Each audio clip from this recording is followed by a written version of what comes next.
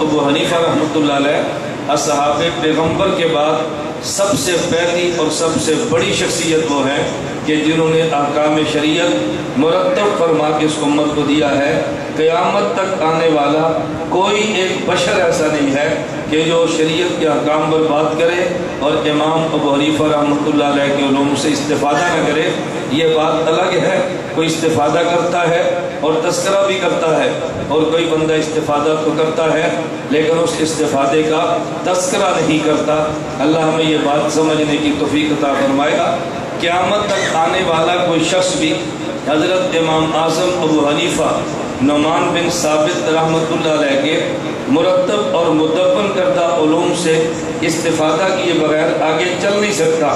یہ بات الگ ہے، کوئی ان کا تذکرہ کرتا ہے، کوئی ان کا تذکرہ نہیں کرتا۔ آپ دنیا میں جتنا بڑا امام تلاش کر کے لاؤ گے، امام مالک سے بڑا نہیں لا سکتے، امام شافعی سے بڑا نہیں لا سکتے، حضرت امام احمد بن حنبل سے بڑا نہیں لا سکتے، یا قیامت تک جتنا بڑا محدث تلاش کر کے لاؤ گے، حضرت امام بخاری سے بڑا آپ محدث تلاش کر کے نہیں لا سکتے۔ لیکن امام مالک جیسا امام بھی امام ابو حنیفہ کے حق میں بولتا ہے، امام شافعی جیسا امام بھی اعتراف کرتا ہے، حضرت امام احمد بن حنبل جیسا امام بھی اعتراف کرتا ہے، امام بخاری جیسا امام اعظم ابو حنیفہ کے شاگردوں سے سبق پڑھ کے ان کی روایات اپنی صحیح بخاری میں لاتا ہے، تو بات میں کون ہوگا جو حضرت امام اعظم ابو حنیفہ کے علوم کا انکار کر دے؟ حضرت امام مالک رحمۃ اللہ علیہ اتنا بڑا آدمی ہے، لیکن امام ابو حنیفہ رحمۃ اللہ علیہ کے بارے میں امام مالک رحمۃ اللہ علیہ فرماتے ہیں، رأیت رجلا لو کلمک فی هذه الساریہ ان یجعل ذهبا لقام بحجتہ، میں نے ایک ایسے بڑے شخص کو دیکھا، اگر اس لکڑ کے ستون کو وہ سونے کا ستون ثابت کرنا چاہے تو دلیل کی بنیاد پہ ثابت کر سکتا ہے، اور اس شخص کا نام امام اعظم ابو حنیفہ۔ امام مالک جیسا شخص بھی حضرت امام اعظم ابو حنیفہ رحمۃ اللہ علیہ کی شان میں یوں بولتا ہے۔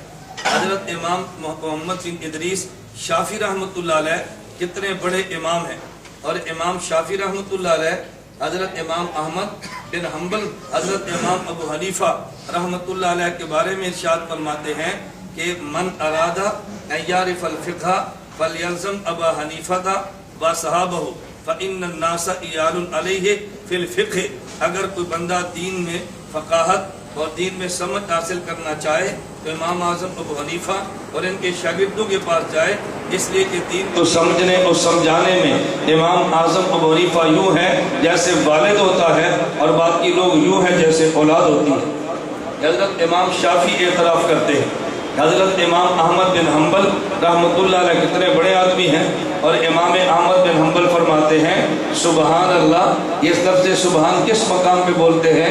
اہل عرب سے پوچھو، عربی جاننے والوں سے پوچھو۔ لفظ سبحان مقام تعجب پہ بولا جاتا ہے۔ اللہ فرماتے ہیں سبحان الذی اسری بعبدہ لیلا من المسجد الحرام الی المسجد الاقصی الی المسجد الاقصی۔ اللہ رب العزت نے لفظ سبحان بولا۔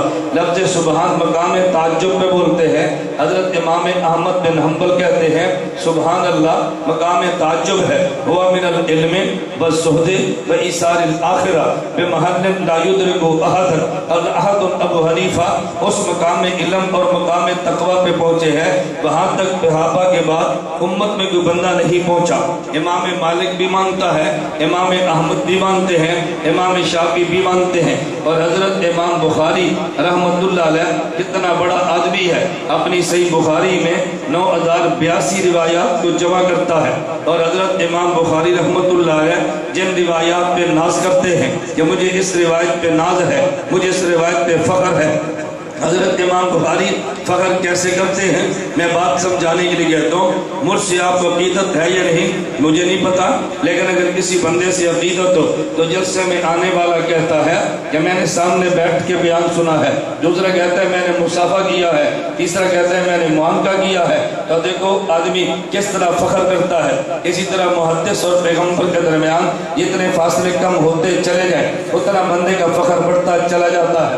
فخر کی بات آئی ہے میں درمیان میں بطور ذوق کے جملہ کہتا ہوں، حضرت ابو ہریرہ رضی اللہ عنہ کو بھی فخر ہے، حضرت معاذ بن جبل کو بھی فخر ہے۔ حضرت ابو ہریرہ کا فخر کیا ہے؟ انہوں نے عرض کیا یا رسول اللہ، میں حدیثیں یاد کرتا ہوں مجھے بھول جاتی ہے، میرا دل کرتا ہے آپ کی حدیث سے مجھے محفوظ رہ جائے۔ اللہ کے پیغمبر نے فرمایا چادر بچھا دو۔ حضرت ابو ہریرہ نے چادر بچھا دی، نبوت میں برکت والے ہاتھ اس چادر پہ لگا دیے اور پھر چادر ابو ہریرہ کے سینے سے لگائی ہے۔ ابو ہریرہ کہتے ہیں مجھے فخر ہے میرے سینے کو وہ چادر لگی جس چادر کو نبوت کے ہاتھ لگے ہیں۔ حضرت معاذ بن جبل کہتے ہیں مجھے بھی فخر ہے۔ بھئی آپ کو فخر کس بات ہے؟ میں سمجھانے کے لیے مکالمہ کہہ رہا ہوں، مجھے فخر کس بات پر ہے کہ جب اللہ کے نبی نے حضرت معاذ سے پوچھا تم یمن جاؤ گے، مسئلہ کیسے بتاؤ گے؟ حاجی اقضی بکتاب اللہ، میں مسئلہ قرآن سے بتاؤں گا۔ حضرت معاذ سے پوچھا فَإِن لَمْ تَجِدْ، اگر کتاب اللہ میں نہ ملے تو مسئلہ کیسے بتاؤ گے؟ کہا بسنت رسول اللہ، پیغمبر کی سنت سے بتاؤں گا۔ کیا سنت میں نہ ملے جواب کیسے دو گے؟ کہا اجتہد برائیے، حضور میں اجتہاد کروں گا۔ میرے نبوت نے ایک فعل کیا، ایک اور ارشاد فرمایا، میرے پیغمبر کا فعل کیا تھا یدو علی صدری، اپنے ہاتھ حضرت معاذ کے سینے پہ رکھ دیا ہے۔ میں صرف اسی پہ بات کرنا چاہتا ہوں۔ ابو ہریرہ نے کہا مجھے فخر ہے، نبی کا ہاتھ چادر پہ لگا، چادر میرے سینے کو لگی ہے۔ حضرت معاذ کہتے ہیں مجھے فخر ہے، مجھے بلا واسطہ چادر نبی کا ہاتھ براہ راست لگا ہے۔ حضرت ابو ہریرہ کو پیغمبر نے چادر دی جس چادر پہ نبوت کا ہاتھ لگا ہے، حضرت معاذ کو نبی نے بلا واسطہ چادر ہاتھ دیا ہے۔ دونوں میں فرق کیا ہے؟ ابو ہریرہ کو محدث کہتے ہیں، حضرت معاذ کو فقیہ کہتے ہیں۔ محدث کی ضرورت الگ ہوتی ہے، فقیہ کی الگ ہوتی ہے۔ محدث کی ضرورت حافظے کی تھی، نبی نے ہاتھ چادر پہ لگایا، چادر محدث کے سینے کو لگائی ہے اور فقیہ کے سینے میں چادر نہیں ڈائریکٹ ہاتھ لگایا۔ حضور نے